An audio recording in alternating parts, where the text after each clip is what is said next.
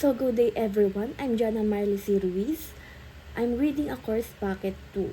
So now, identify at least 6 characteristics of valuable information. So first, accessible information should be easily accessible by authorized users so they can obtain in the right time format and the right time to meet their needs. Next, complete information contains all the important, for examples, an investment reports that does not include all important costs is not complete. Next, economical. Information should also be relatively economical to produce. Decision makers must always balance the value of information with the cost of producing it. Next, relevant. Relevant information is important to decision maker. Information showing that lumber prices might drop might not be relevant to a computer chip manufacturer. Next, secure. Information should be secure from access by unauthorized users. Last, timely information is delivered when it's needed, knowing last week weather conditions will not help when trying to decide what coat to wear today. So next topic, business process versus business system. Many people use business systems and processes interchangeably while they are related, there is a distinct difference between the two. So business system definition. At their most basic, business systems are series of connected processes that may or may not include technology. They break down into four key pillars: planning, people, processes, and technology. Business systems are generally more complex than processes because they include the execution of multiple processes and as they mature, often utilize technology to execute those processes more efficiently and with far less error. Next, processes definition. Processes at their most basic are a series of documented steps or tasks. Processes like systems may or not may include technology, which can often to the confusion. Processes are often less complex than systems because they are created to move you to next process or to achieve a specific outcome. Next, the difference. You may be thinking, so what's the difference? And if that's you, great question. The easiest way to tell the difference between business systems and processes is by looking at some examples of each. Next, when we're talking about business systems, we're often referencing customers relationship managements, CRM, systems, enterprise resource planning, ERP systems, quality management systems, QMS, inventory management systems, safety management systems, human capital management system, etc. That said, we could also be talking about content creation systems, sales and marketing enablement systems, e-commerce systems, and a host of other systems you may find throughout your business. The easiest way to understand how they work together is by looking at the individual processes you and your team they're executing to see how they fit together to form a more complex system. So for example, let's take the process of taking an order from a customer. Before we take an order, do we need to create estimate? If so, what's the estimating process entail? If not, what do we do with the order after we've taken it from the customer? Let's go to next. There are plenty more questions that could be asked, but you can probably already see how the process of taking an order is just a part of a larger system that executes multiple individual processes to achieve the larger goal of driving growth for the business. Business systems are series of connected processes that may or may not include technology.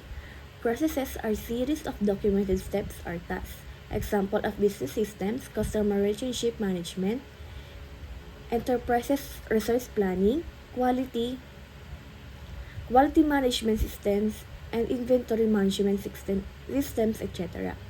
Example of processes: generating an estimate and entering of work order, answer customer phone calls, generating pick tickets, counting inventory, packing orders for shipment quality, inspections, etc. Executing to see how they are part of series of processes that form a more complex system. In conclusion, what you learn about the difference between business process versus business system. A business process is a sequence of activities or steps that people follow to achieve a specific business goal, like processing an order or approving loan. In business system, on the other hand, is a structured combination of people, technology data, and procedures that supports and manage those processes. Processes focus on how work flows, while system focus on what infrastructures enables that work. A single business system can support multiple business processes at the same time. In short, processes are about actions and workflows, while systems are about tools and frameworks that make those possible. Business intelligence versus business analytics. Making smart decisions, identifying problems, and being profitable demands methods and tools that turn data into action insights. Business intelligence and business analytics present data present data management solutions, while business intelligence is often used as a foundation to answer complex questions. Business analytics is more advanced. The two terms sound similar but serve different purposes. Understanding business intelligence versus business analytics is crucial to get the best form for your data. In characteristics, terms, application, usage. In business intelligence, analyzes history and present to drive current business requirements. Suitable for all large-scale companies. 4% business operations. In business analytics, analyzes historical data to drive current business. Suitable for all companies where productivity and future growth are the goals. For the future business operation. What is business intelligence? Business intelligence is an infrastructure comprising strategies and technologies used in enterprise industries for collecting and analyzing the existing business data that gives insights to the historical, present, and predictive events of business operations. Business intelligence gives comprehensive business metrics to support better decision making. Business intelligence frameworks present current, authentic, and visionary views of commercial operations. They mostly utilize the information gathered in an information, stockroom, or shop, and sometimes operational information. Data is the foundation of business intelligence.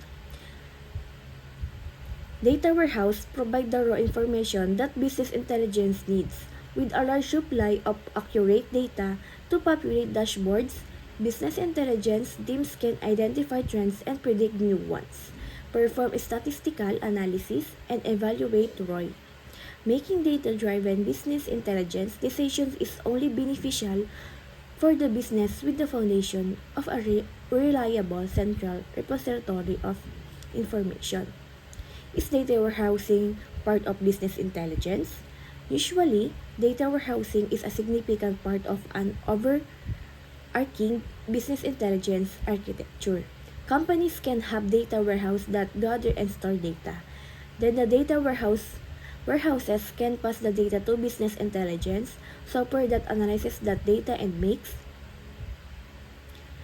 sense of it. Is possible to have business intelligence without a data warehouse. But the organization wouldn't have to as holistic understand of trends that come with a comprehensive data warehouse. What is the distinction between business intelligence and data warehouse? A data warehouse is which stores information is distinct from business intelligence which has more to with analyzing and interacting with the data to make better business decisions. What is business analytics? Business analytics is the use of strategies and technologies to explore and extract insights and performance from historical business information for successfully driving future business plans, meeting customer needs, and increasing productivity. It works on unused bits of knowledge and provides an understanding of business performance on the basis in basis of information and measurable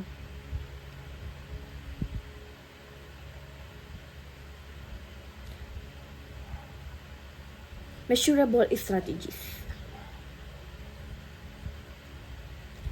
Key differences between business intelligence and business analytics. Now that you know the definition of the two terms, let's explore a complete comparison of business intelligence versus business analytics.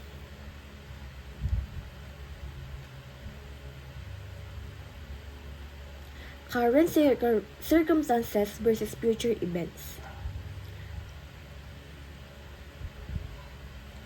Now, the focus on the occurrence of events is the primary distinction between business intelligence versus business analytics, while BI concentrates on current and past events recorded in the data. BA focuses mostly on what is more likely to happen in the future. The two practices have different timelines for applying the results while using the same data. When your analysis concerns what is happening now and why business intelligence is your choice for data management, contrastingly, business analytics answers the question, what is likely to happen next?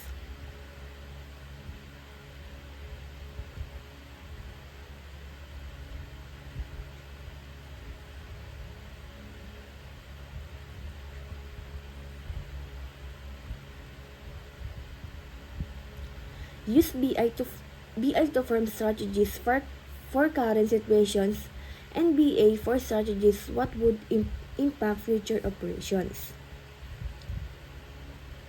Structured data versus semi-structured data.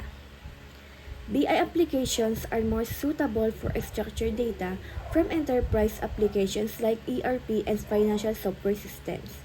It helps get insights from past financial transactions. Business analytics applications use both unstructured and semi-structured data, transforms them into meaningful data before analysis, and that gets insight from data with true predictive analytics. Descriptive versus predictive approach. Business intelligence answers the two main questions. 1. What has happened in the past? 2. What is happening now and why? It is descriptive and gives you detailed information.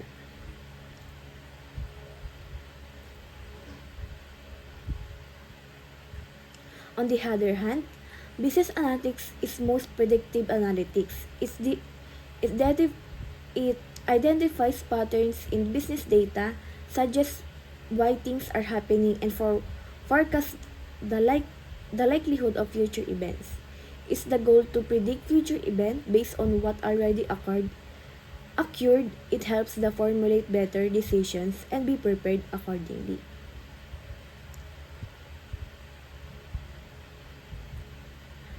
Report versus applying. Data viewing and reporting is another point of difference between business intelligence between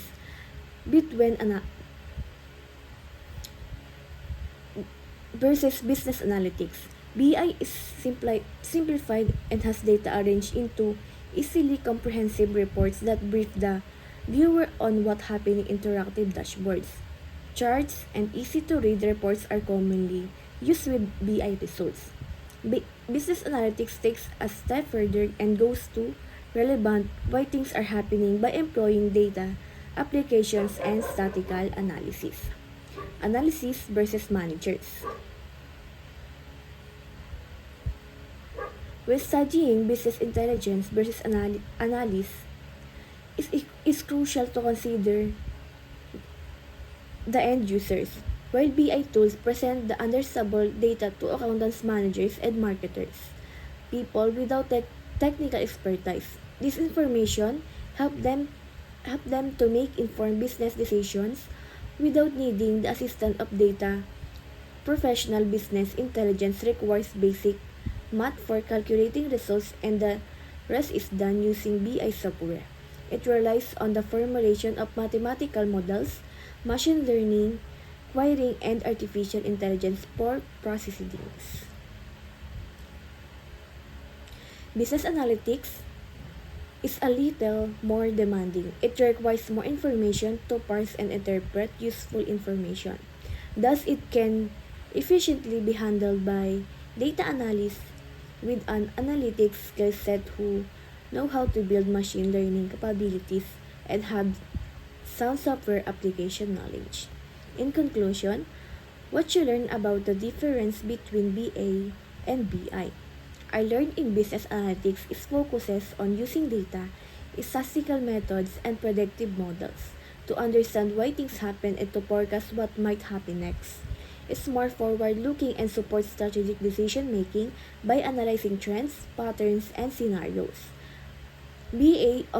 Often involves advanced techniques like data mining, machine learning, and predictive analytics. In business intelligence, focuses on collecting, organizing, and visualizing historical and current data to show what has already happened. It emphasizes reporting, dashboards, and performance monitoring to support day-to-day and tactical decisions. BI tools help businesses track KPIs and summarize data in an easy to understand format. Thank you.